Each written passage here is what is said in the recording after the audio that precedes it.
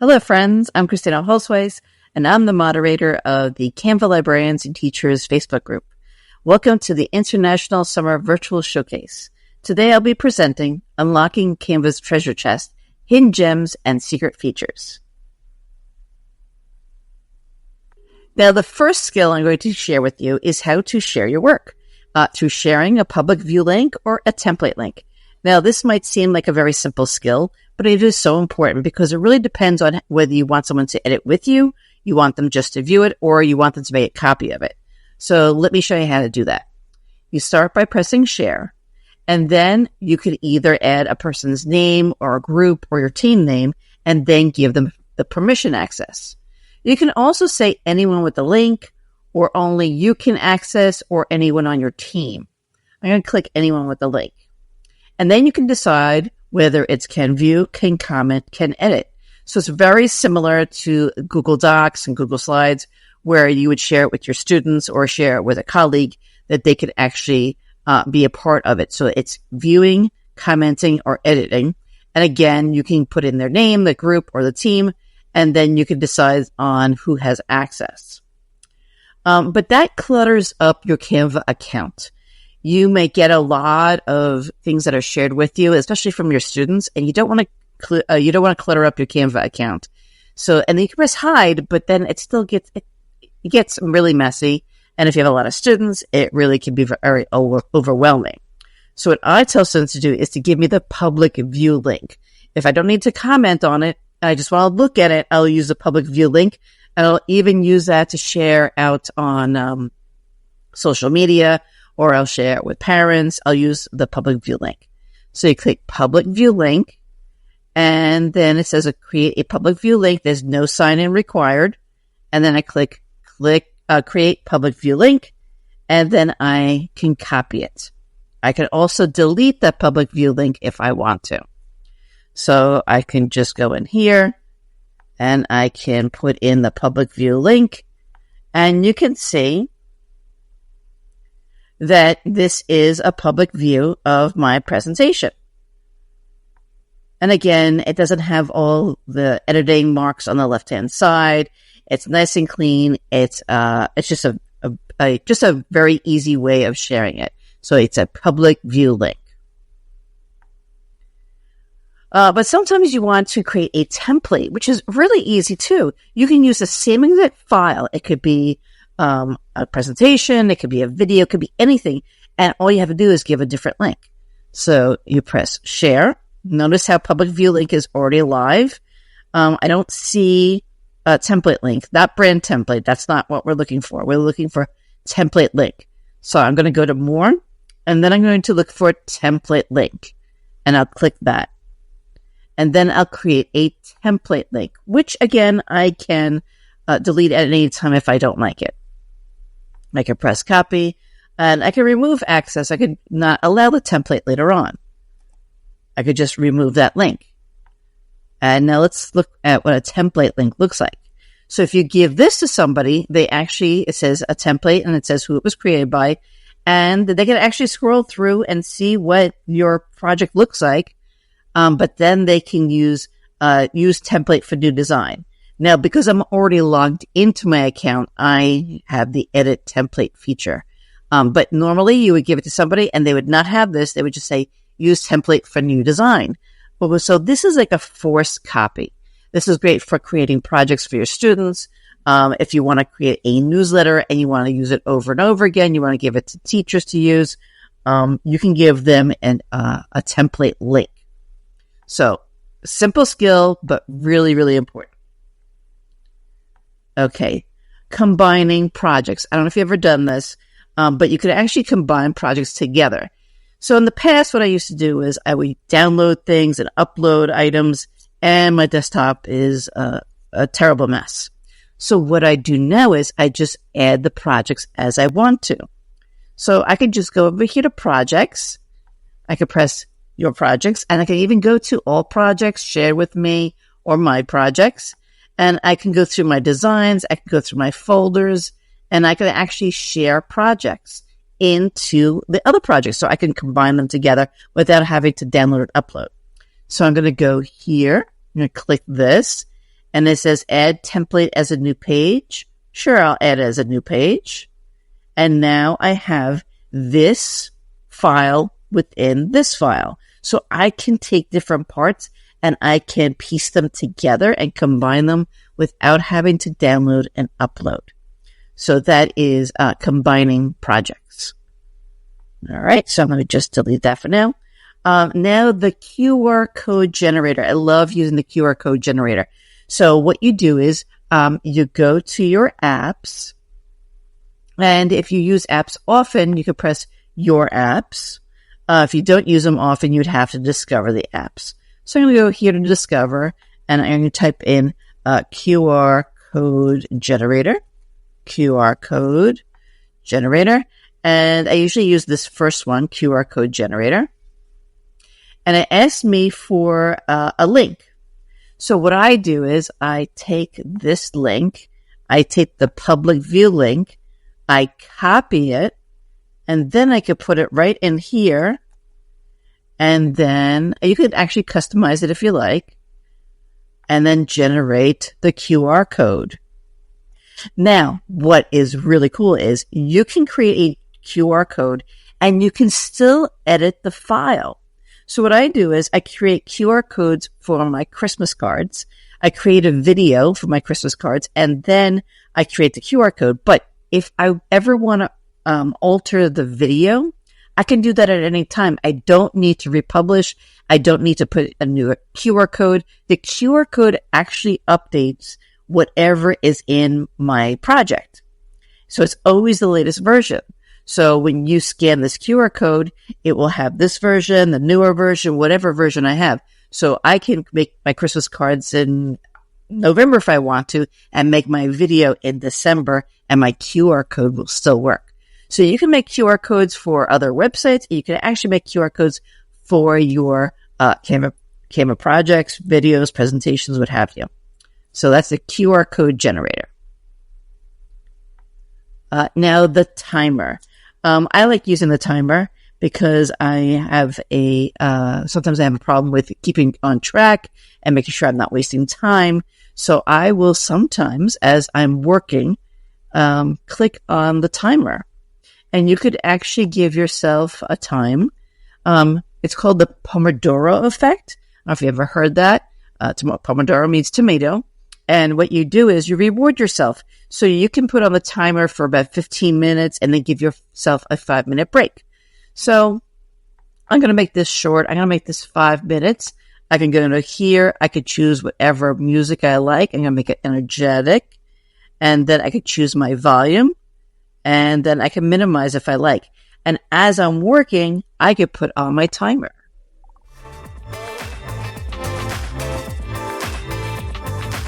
And again, I can lower the volume if I like.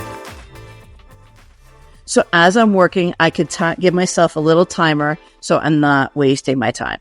And that is the timer right here.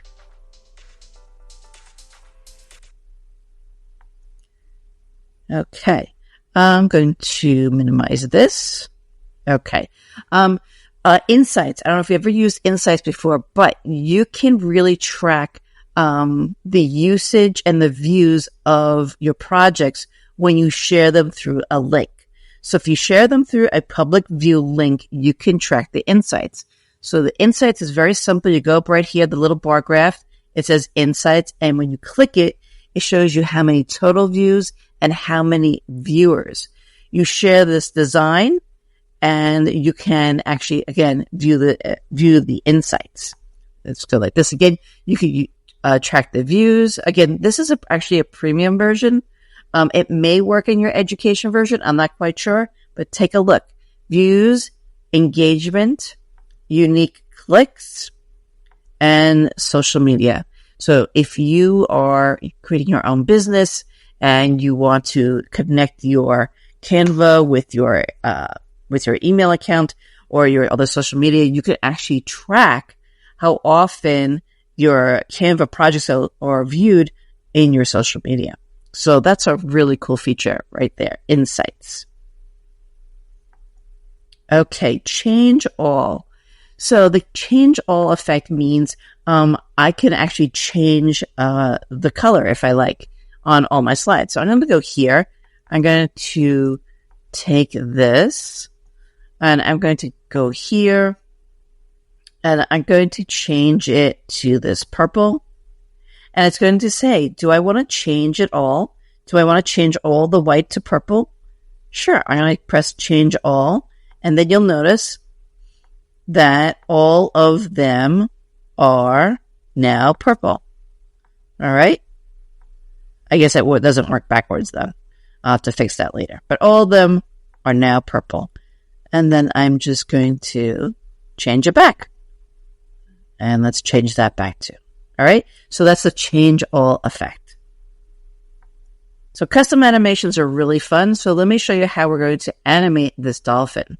I'm going to click the dolphin and then I'm going to click animate.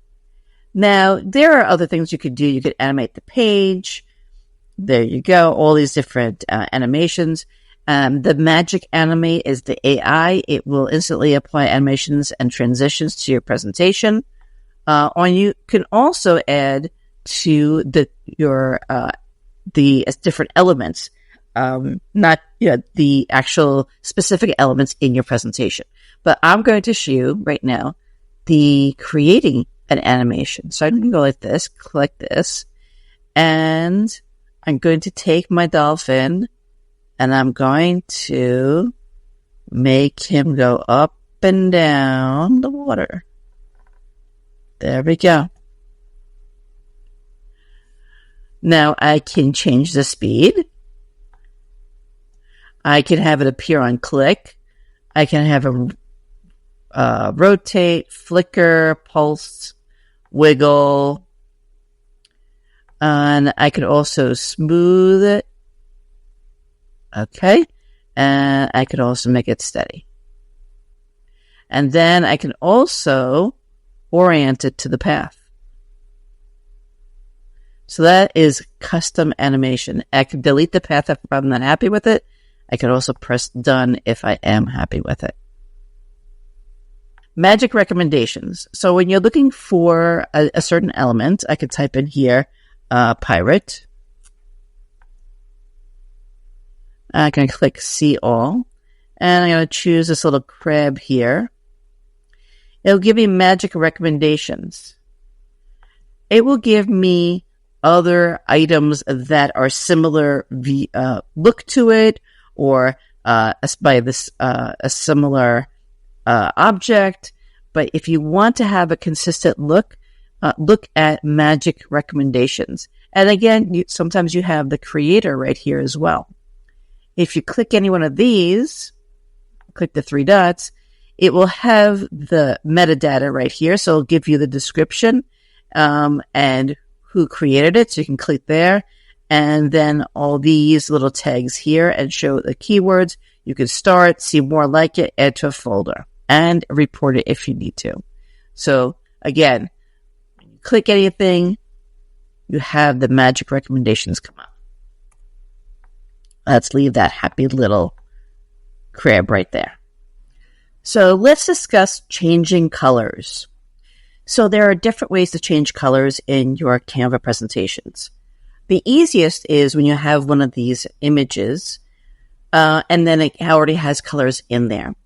So I could change the blue to the green. I could change the black to purple. I could keep the blue. I could change the red to yellow. So sometimes you have images where you actually can click them and you can change the color. That doesn't always happen. It really depends on if it's a certain kind of graphic. So here are some other ways. If you can't change the colors and the colors don't appear here, let's try this one.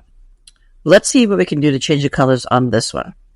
If I go here, it says filters. If I go to see all, most of them are going to be similar colors that I already have, but I can also go down. It says warm, cool, vivid, soft, vintage, mono, and then you can see down here that I actually have different colors. I don't have as much control over these as I would on this one, but at least I can change the colors on them. And I can also change the intensity of that color. So it gives you a little bit more variety than you might have thought in the past. All right, so how else can we change colors? Let's take this little parrot here, and let's go here.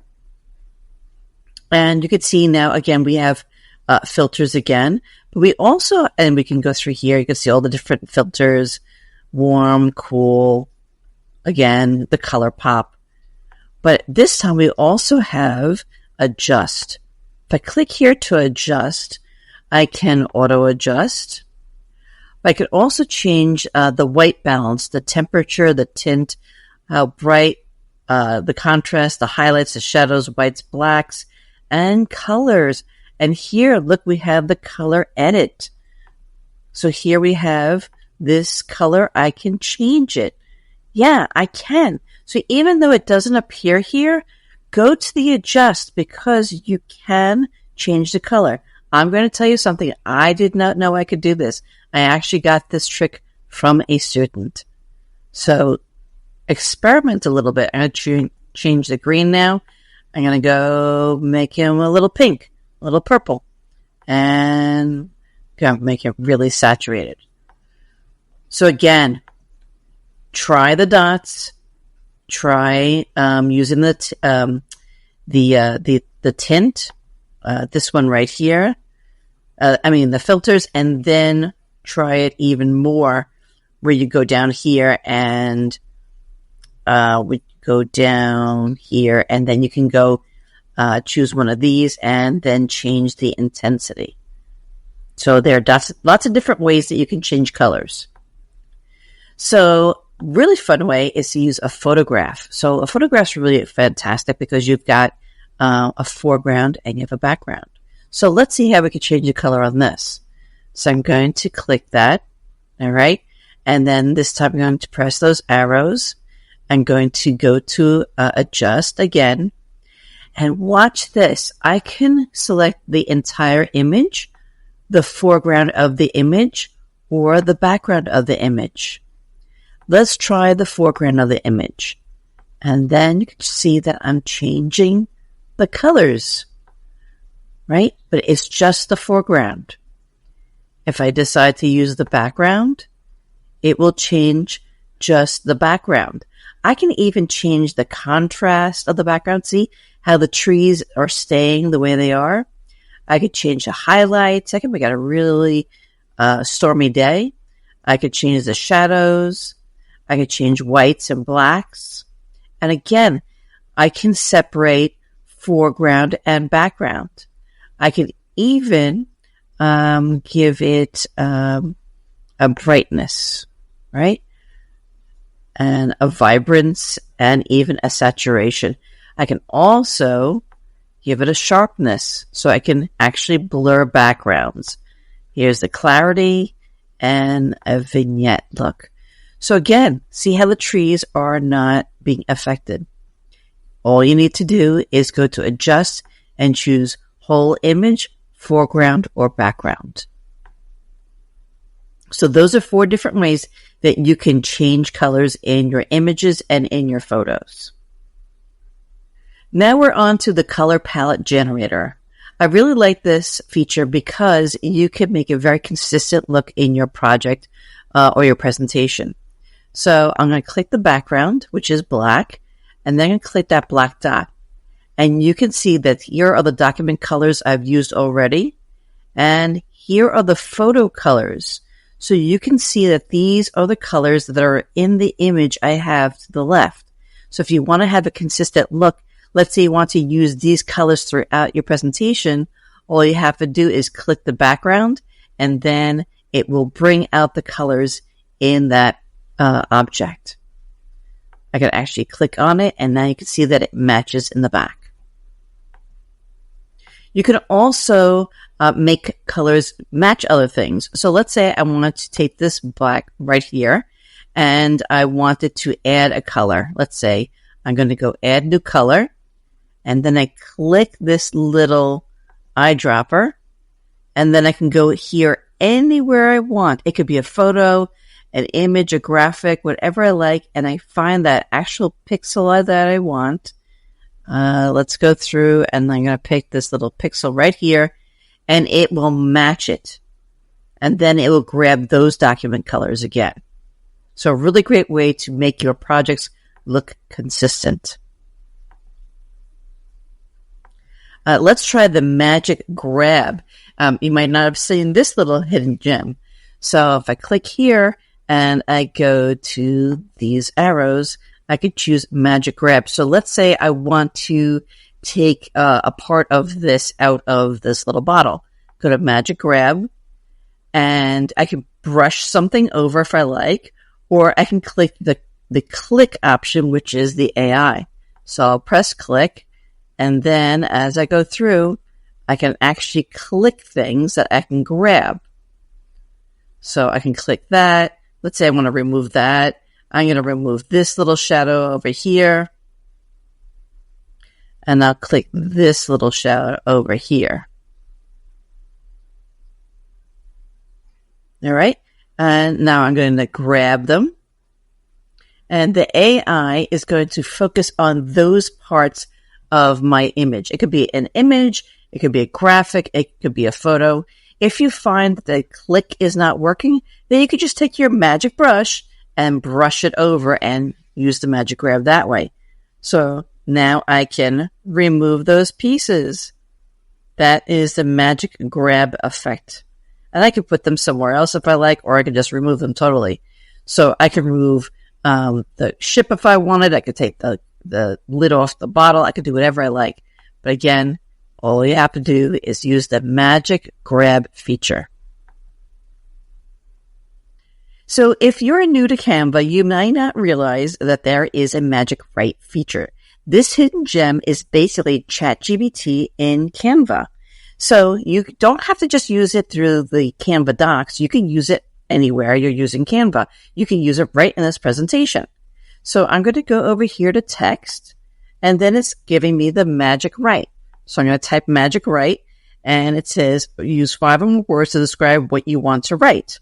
So I'm going to write an email to a parent whose child owes a library book. I could also add a voice. So basically I could add a certain tone to it. But let's see what it comes up with. Let's press generate. And here we go. Dear parent's name, I hope this message finds you well. I'm writing to inform you that your child's name has an overdue library book checked out from our school library. Gives the title of the book, gives a due date, asking them to find the book, and asking them for their help, basically getting the book back or finding another solution. And you can actually use this as an email. You can actually make a mail merge because it has this little placeholder right here. And you can create these emails or even print it out to give to the parents. You can mail them home or give them to them when they open house or give them to the teachers, whatever you like.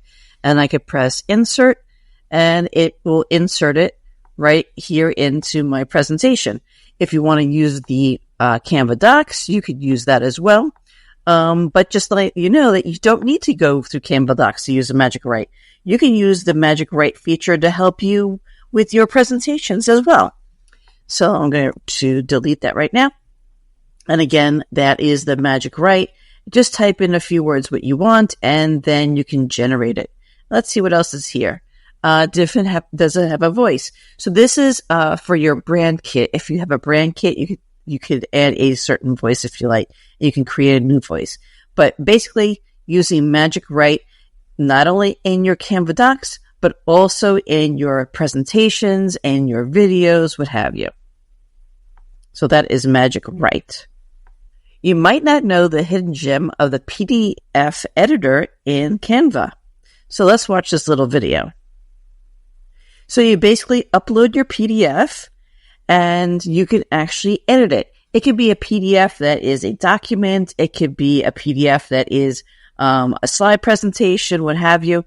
Sometimes we have these old these old files that we have, or something that maybe we forgot to save as a Google Doc, we only have as a PDF. You can actually upload it, and you can use the draw feature. You can write on it. You could add new images. You can actually update your old PDFs. So the way I learned more about Canva is by just pressing all the buttons and seeing what's underneath the hood. So I'm going to show you some of the apps I've discovered. Some of them are free, and some of them you have to pay for. And some of them are just trials. Some of you might have access to this. I don't know if you're using a free version, or you're using a paid version, or an educator version. So I can't guarantee what you have access to. But I'm going to show you the magic of looking into the app marketplace. So if I go here to apps, you could see that you could discover some apps. You can go through your apps, and you could see what the trending apps are. And you can see what the AI powered are, and that create something new. They have different kinds of apps. So I'm going to look for the voiceover app. So I'm going to type in voiceover. And you can see that there are some different versions of the voiceover app. Choose which one that you want to, see if it's something that you have to pay for, see if, what the features are, and see what works for you. And even if it does work for you, if it's worth purchasing, the subscription. It's up to you. So now I'm going to show you the voiceover app. I discovered this, and I think it's pretty cool. So I'm going to type in a little script. Hi, my name is Kristina. Okay.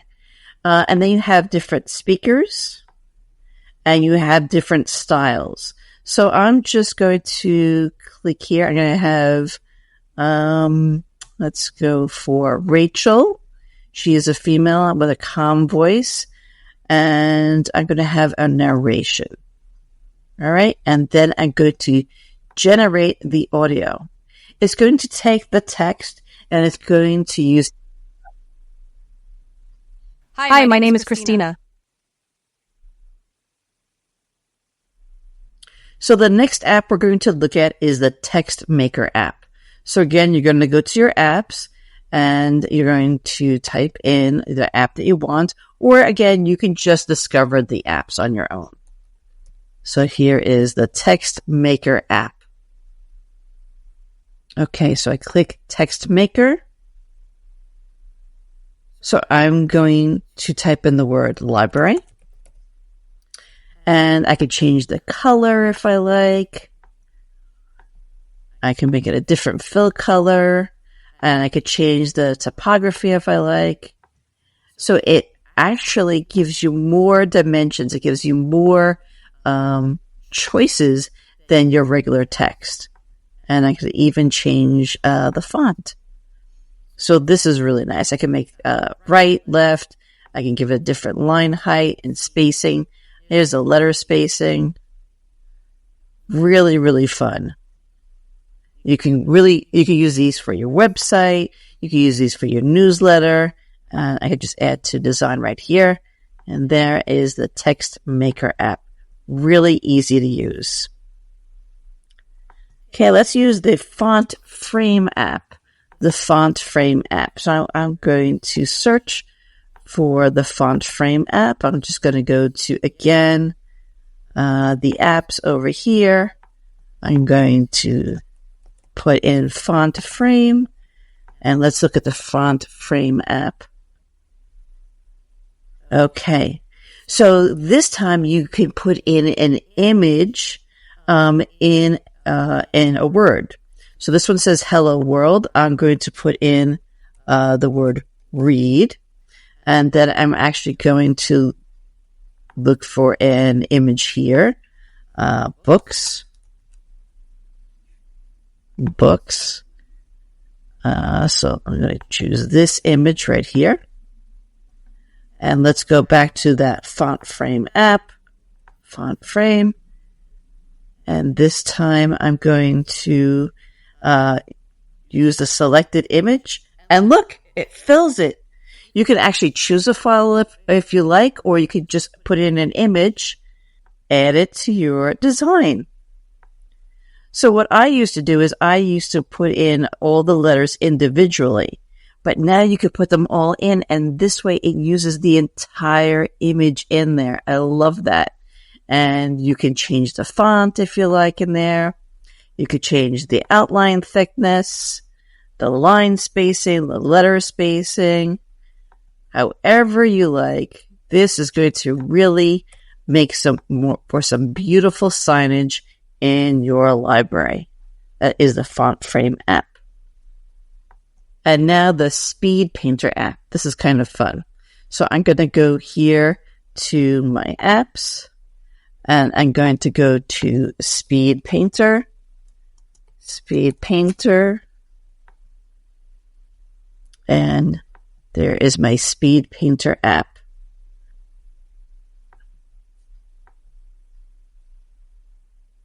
So now I'm going to choose a file, and it asks me about the sketch duration. I'll make it 10 seconds. Fill with color or not. Color fill duration. I'll make that 3 seconds. And add sketching hand effect or not.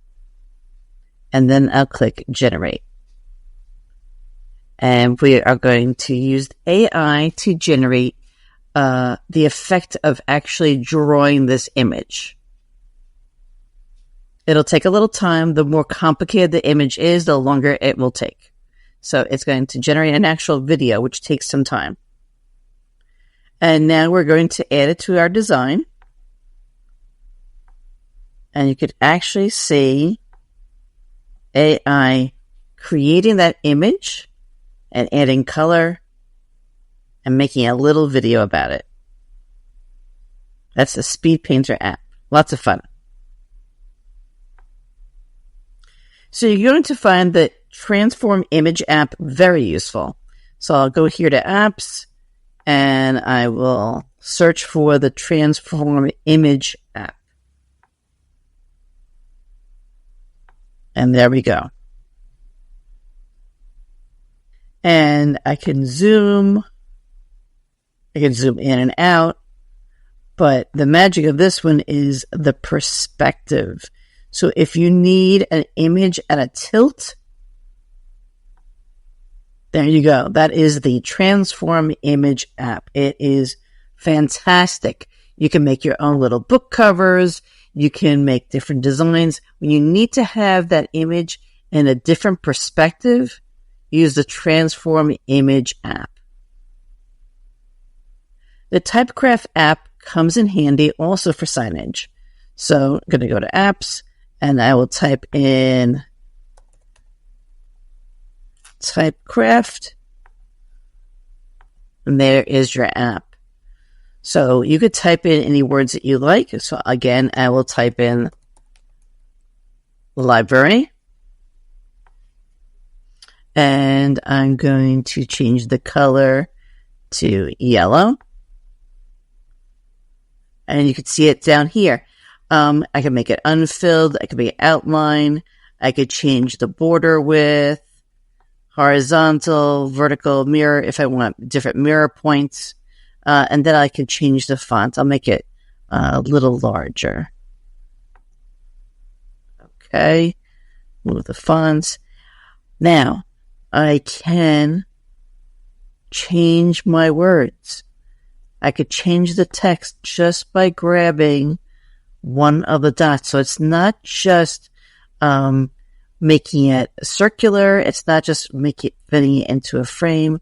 You can actually do whatever you like with your words. This would be fabulous if you want to make some designs with your Cricut and cut out some vinyl for your signage for your library. Maybe on your circulation counter, maybe on your walls would be a nice mural. Use the Typecraft app to do that. I mean, look at this. I'm just grabbing the little dots and changing it any way I want to. It does not even need to be symmetrical. Okay. So the Mockups app is really fun for students as they want to design something as if they were creating a virtual store. So you can use the Mockups app to create book covers, mugs, t-shirts, tote bags, whatever you like. So again, let's go to apps, and we're going to go to Mockups. Right here, there's the Mockups, and choose first one, Mockups. And you can see that you have mugs, you have videos, you have smartphone covers, sweatshirts, and even they have some images with people with some of the products. So I'm going to choose this image right here. And I'm going to go like this. And then I'm going to look for an image that I have. I can use whatever image I like. So I'll take this one and I'll put it right on this little spot right here. And then it's going to create the tote bag with that image on it. So the kids can design things, and then they could create their little business just by making it a Canva design and actually find a mock-up of a mug or a t-shirt or a tote bag, like you see. So that's called the Mockups app. I just want to share some news with you that Canva is now integrating Leonardo.ai. So you're going to see some really hyper-realistic AI-generated images coming your way very soon. They just announced it on July 29th. So I just want to let you know about the generative AI platform. Leonardo has come to Canva. So I just want to thank you for attending my session today. I hope you found some hidden jewels that you can use. Don't forget to visit our Canva librarians and teachers website. There is a QR code right there where you can join our Facebook page and learn more about our virtual showcases, and look at all of the resources that Canva has to offer you in a smaller space, because Canva can be very overwhelming. I've tried to put it in a smaller, more user-friendly environment for you to look for. And we are looking for people to blog. So you check out our Canva experts section. So if you have a great idea, or if you have a tip or trick, consider presenting at our next virtual showcase in the fall, or even blogging with us. I hope you have a great day at our Canva Librarians and Teachers Summer Virtual Showcase.